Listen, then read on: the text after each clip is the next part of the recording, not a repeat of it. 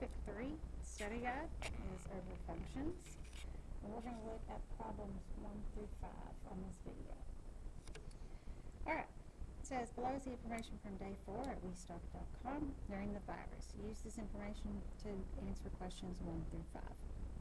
So question 1 says, is the relationship between the items ordered and the items delivered a function? So what we're looking for is to see that one item was ordered and only one item was received. So there's that part. Bread, if they ordered bread, they got flour. Eggs, they got sugar. Butter, they got cereal. And sugar, they got salt. So that is a function, okay? Because somebody didn't order an item and get two possible ones. So let me give you an example of something that wouldn't be a function. So for example, let's say we ordered bread and we got syrup and cereal. Okay, that's an example of something that's not a function because you could get two different items. Okay, so let me erase that. What we write then as our reason to know that it's a function is because every input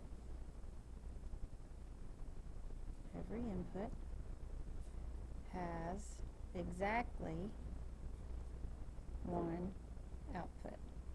So every input, which are the bread, the milk, the eggs, butter, sugar, has exactly one output. You don't have one item ordered and you could get two possible items.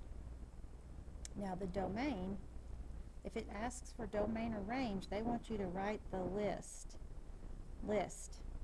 okay? And remember, domain is your input. So this is what happens first. This is your input, okay? So this is your independent, this is your dependent, okay? And then your domain is these values. So I'm going to list my domain, and it's bread, milk, eggs, butter, I'll go ahead and spell that one out, and sugar. And you can use abbreviations, it's fine.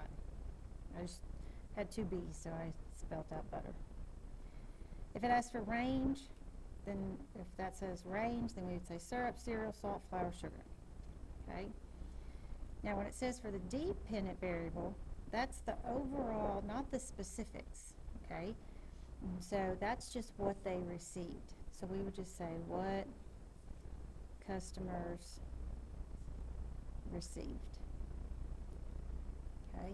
So the domain and range is the specifics. The dependent or the independent variable is that overall heading there.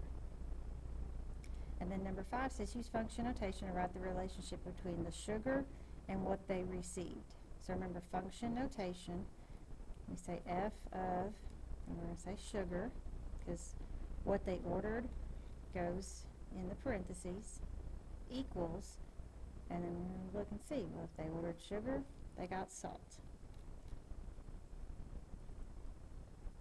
Okay, so this would be the correct way to write that. So what ordered goes in the parentheses, and then what they received is what it equals.